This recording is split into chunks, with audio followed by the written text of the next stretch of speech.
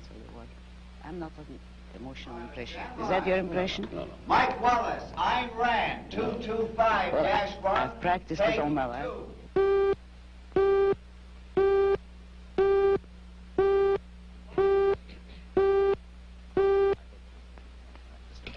I have not. I'm curious.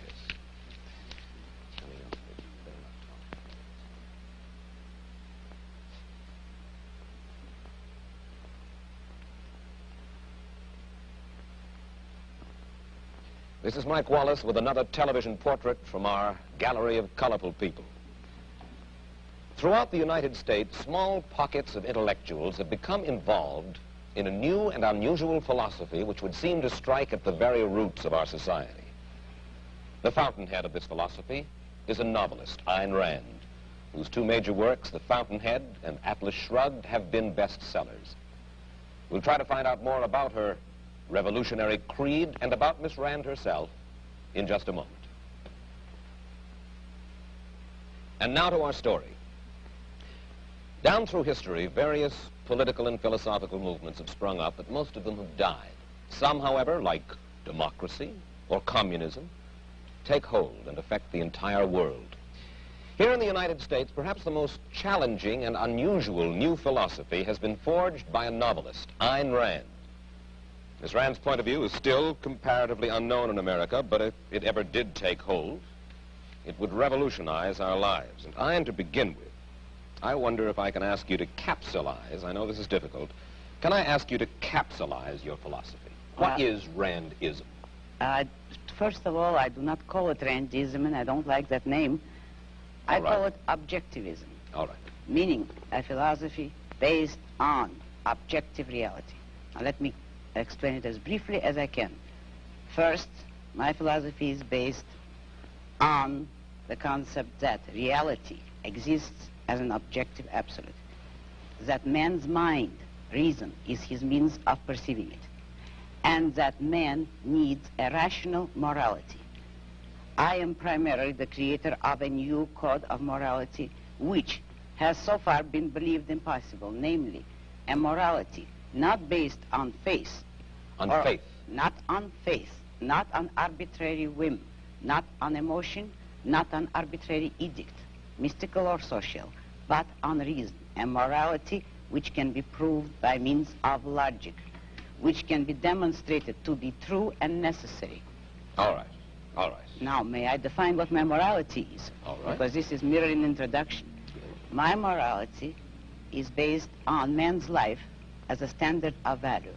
And since man's mind is his basic means of survival, I hold that if man wants to live on earth and to live as a human being, he has to hold reason as an absolute, by which I mean that he has to hold reason as his only guide to action, and that he must live by the independent judgment of his own mind, that his highest moral purpose is the achievement of his own happiness, and that he must not force other people nor accept their right to force him, that each man must live as an end in himself and follow his own rational self-interest.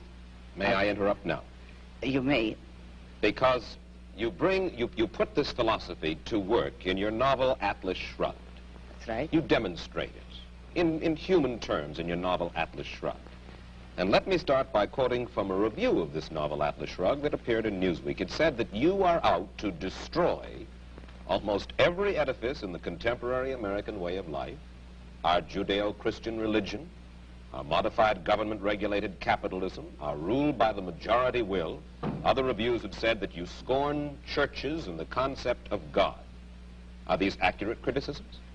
Yes, I agree with the facts, but not the estimate of this criticism.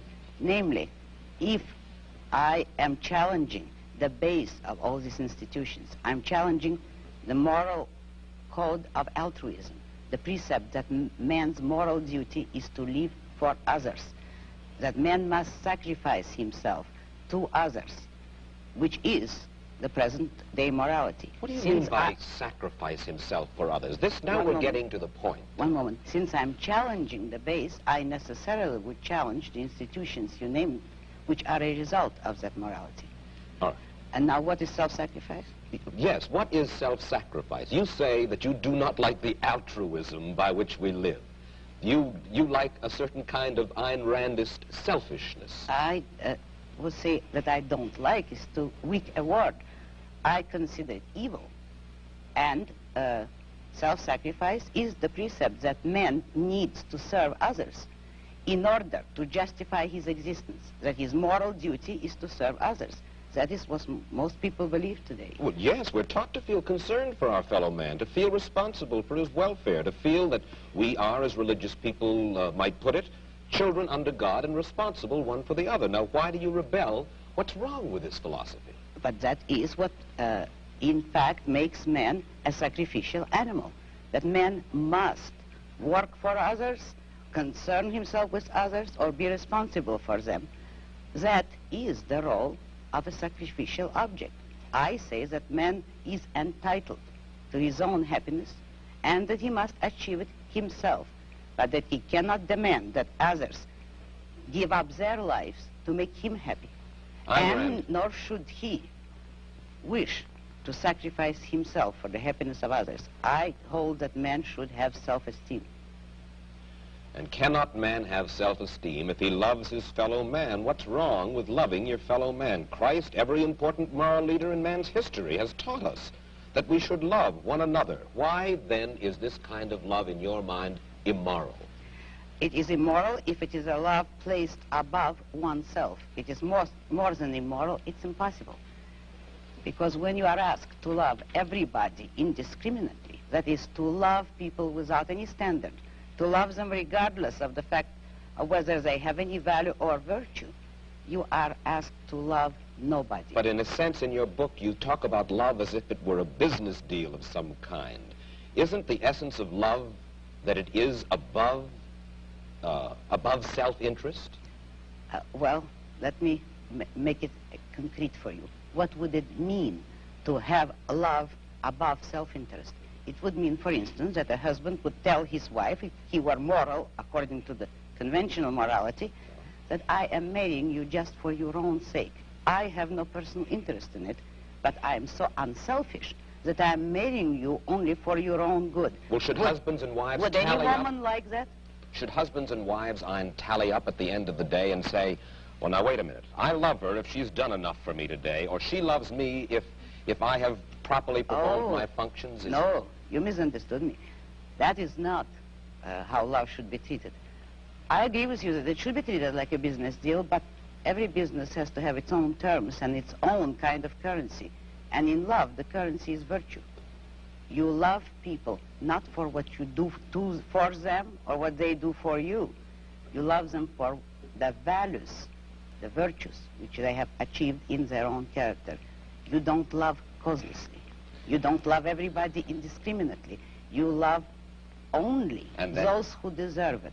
And then if a man is weak or a woman is weak, then he is beyond love? He certainly does not deserve it. He certainly is beyond. He can always correct it. Man has free will. If a man wants love, he should correct his weaknesses or his flaws, and he may deserve it. But he cannot expect the unearned, neither in love nor in money, neither in matter nor spirit. You have lived in our world, and you recognize the fallibility of human beings. There are very few of us, then, in this world, by your standards, who are worthy of love. Unfortunately, yes, very few. But it is open to everybody to make themselves worthy of it, and that is all that my morality offers them. If they will a way to make themselves worthy of love, although that's not the primary motive. Let's move ahead. Let's move ahead. How does your philosophy translate itself into the world of politics? Now, one of the principal achievements of this country in the past 20 years particularly, I think most people agree, is the gradual growth of social protective legislation based on the principle that we are our brother's keepers. How do you feel about the political trends of the United States, the Western world? The way everybody feels, except more consciously. I feel that it is terrible, that you see destruction all around you, and that you are moving toward disaster until and unless all those welfare state conceptions have been reversed and rejected. It is precisely these trends which are bringing the world to disaster, because we are now moving towards complete collectivism or socialism, a system under which everybody is enslaved to everybody. And we are moving that way only because of our altruist morality. Ah, yes, but you say everybody is enslaved to everybody, yet this came about democratically, and free people in a free country voted for this kind of government, wanted this kind of legislation. Do you object to the democratic process? I object to the idea that people have the right to vote on everything. The traditional American system was a system based on the idea that majority will prevailed only in public or political affairs, and that it was limited by inalienable individual rights. Therefore, I do not believe that a majority can vote a man's life or property or freedom away from him. Therefore, I do not believe that if a majority votes on any issue, that this makes the issue right. It doesn't. All right. Then how do we arrive at action? How should we arrive at action? By voluntary consent, voluntary cooperation of free men, unforced. And how do our leaders arrive? How do we arrive at our leadership? Who elects? Who appoints? The whole people elects. There is nothing wrong with the democratic process in politics. We arrive at it the way we arrived by the American Constitution as it used to be. By the constitutional process, as we had it, people elect officials, but the powers of those officials, the powers of government are strictly limited. They will have no right to initiate force or compulsion against any citizen except a criminal. Those who have initiated force will be punished by force, and that is the only proper function of government.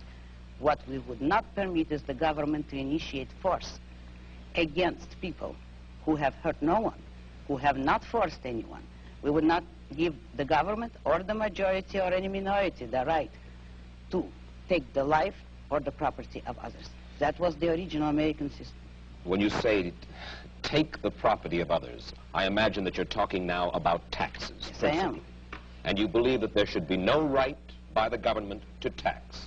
You believe that there should be no such thing as welfare legislation, unemployment compensation, regulation during times of stress, certain kinds of rent controls and things like that. That's right. I'm opposed to all forms of control. I am for an absolute, laissez-faire, free, unregulated economy.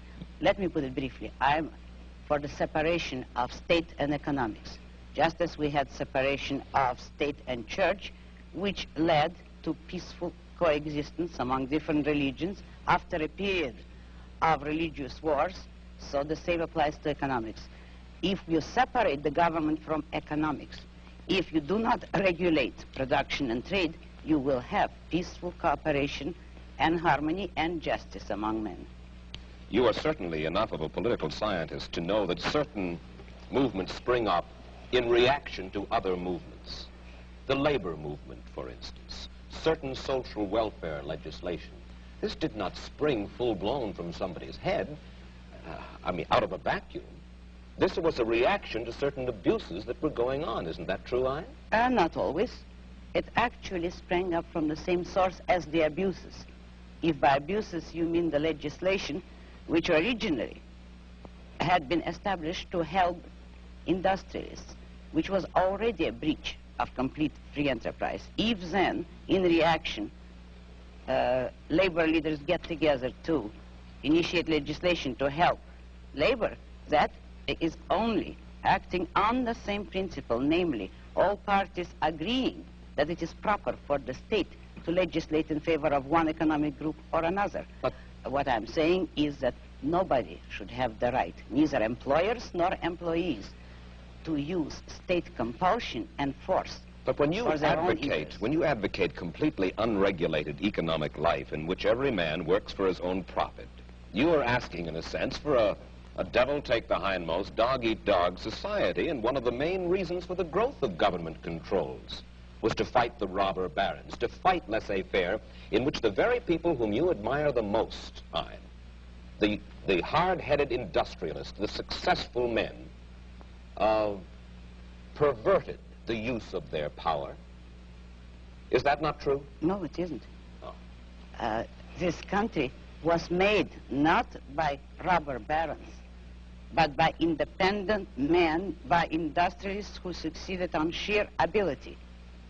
And having, by of course they ability, succeeded. I mean without political force, help, or compulsion.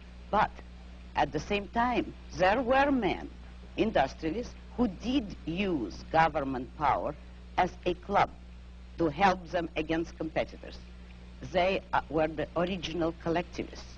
Today, the liberals believe that that same compulsion should be used against the industrialists for the sake of workers. But the basic principle there is, should there be any compulsion? And the regulations are creating robber barons. They are creating capitalists with government help, which is the worst of all economic phenomena. I think that you will agree with me when I say that you do not have a good deal of respect for the society in which you and I currently live. You think that we're going downhill fairly fast. Now, I would like you to think about this question, and you'll have a minute intermission to ponder it and then come back and answer it. Do you predict dictatorship and economic disaster for the United States if we continue on our present course? Do you? And we'll get Ayn Rand's answer in just a moment. And now back to our story. All right, Ayn Rand, what I'd like to know is this. Since you describe it as happening in your novel Atlas Shrugged, do you actually predict dictatorship and economic disaster for the United States?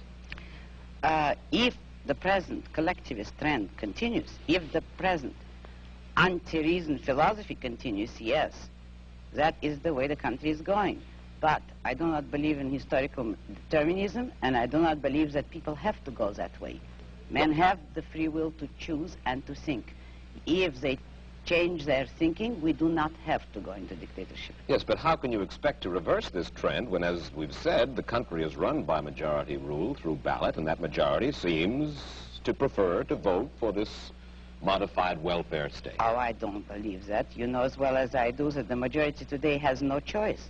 What do you mean? The majority has never been offered a choice between controls and freedom. How do you account for the fact that an almost overwhelming majority of the people who are regarded as our leading intellectuals and our leading industrialists, the men whom you seem to admire the most, the men with the muscle and the money, favor the modified capitalism that we have today? Because it is an intellectual issue. Since they all believe in collectivism, they do favor it. But the majority of the people has never been given a choice. You know that both parties today are for socialism, in effect, for controls, and there is no party. There are no voices to offer an actual pro-capitalist, laissez-faire economic freedom and individualism. That is what this country needs today. Isn't it possible that we all believe in it because we are all basically lonely people and we all understand that we are basically our brother's keepers? You couldn't say that you really understand it because there is no way in which you could justify it. Nobody has ever given a reason why men should be their brother's keepers, and you've had every example, and you see the examples around you of men perishing by the attempt to be their brother's keepers. You have no faith in anything? Faith? Only no. in your mind? That is not faith. That is a conviction. That is not faith. That is a conviction. Yes, I have no faith at all. I only hold convictions. Who are you, Ayn Rand? When I say that, I would like to know just a little bit of your vital statistics. You have an accent which is... Russian. Russian. You were born in Russia? Yes. Came here? Oh, about 30 years ago. And whence did this philosophy of yours come? Out of my own mind, with the sole acknowledgement of a debt to Aristotle, who is the only philosopher that ever influenced me. I devised the rest of my philosophy myself. Your parents, did they die in Russia, or did they come here to the United States? No, I came here alone, and I don't know. I have no way of finding out whether they died or not. You are married? Yes. Your husband, is he an industrialist? No, he's an artist. His name is Frank O'Connor. And he, not the writer? He no, paints. not the writer. And does he live from his painting? He's just beginning to study painting. He was a designer before. Is he supported in his efforts by the state? Most certainly not. He's supported by you for the time being? No, by his own work, actually, in the past. Well, I know. By me, if necessary, but that isn't quite necessary. And there is no contradiction here, in that you help him. No, because you see, I am in love with him selfishly. It is to my own interest to help him if he ever needed it. I would not call that a sacrifice because I take selfish pleasure in it. Let me put one specific case to you. Suppose under your system of self-sufficiency, one single corporation were to get a stranglehold on a vital product or a raw material, uranium, for instance, which might be vital for the national defense, and then would refuse to sell it to the government. Then what? Under a free system, no one could acquire a monopoly on anything. If you look at economics and economic history, you will discover that all monopolies have been established with government help, with the help of franchises, subsidies, or any kind of government privileges. In free competition, no one could corner the market on a needed product. Let's say there is a deposit. History will support me. There is a deposit of uranium in Nevada. It's the only one in the United States, and that's our only access to that. And for self-defense, we need this. Whereas, let's say, in the Soviet Union, the state is able to command that. And a kind of a strange man of strange beliefs got hold of this uranium and said, I will not sell this uranium to my government. He should not be able to be forced by the government, according to your philosophy, to sell that uranium. But you realize that you are setting up an impossible fantasy. That is, if you're talking of any natural resource that is vitally needed, it could not become vitally needed if it were that scarce. Not scarce to the point where one man could control all of it. So long as, I'm using your example, if a natural resource exists in more than one place in the world, no one man is going to control it. All right, let's take another. How do we build roads, sanitation facilities, hospitals, schools? If the government is not permitted to force, if you will, by vote, taxation, use your word, we have to depend upon the trickle-down theory, upon the noblesse oblige, the largesse. I will answer you by asking you a question. Who pays for all those things?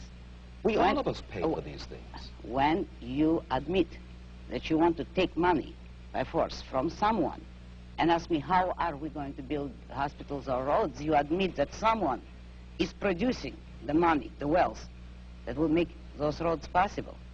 Now you have no right to tell the man who produced the wealth in what way you want him to spend it.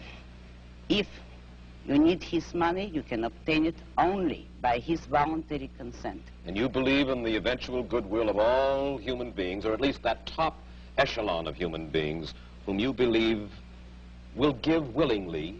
No goodwill is necessary, only self-interest. Only I believe in private roads, private post offices, private schools. When industry breaks down momentarily, and there is unemployment, mass unemployment, we should not be permitted to get unemployment insurance. Social Security we do not need. Will depend upon the self-interest of these enlightened industrialists whom you so admire to take care of things when the economy needs a little lubrication and there are millions of people out of work. Study economics. A free economy will not break down. All depressions are caused by government interference. And the cure is always offered so far to take more of the poisons that cause the disaster. Depressions are not a result of a free economy. And one last question. We only have about a half a minute.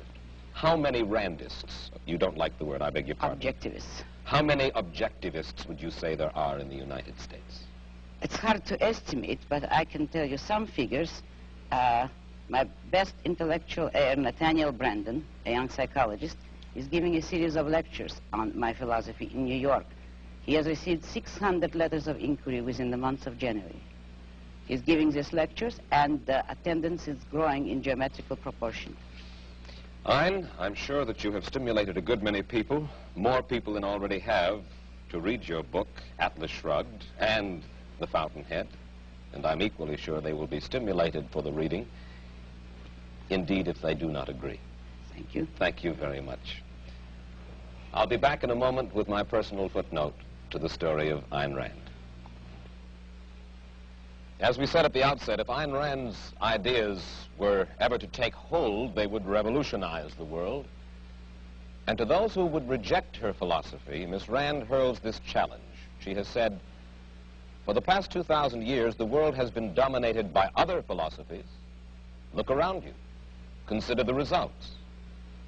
We thank Ayn Rand for adding her portrait to our gallery, one of the people other people are interested in.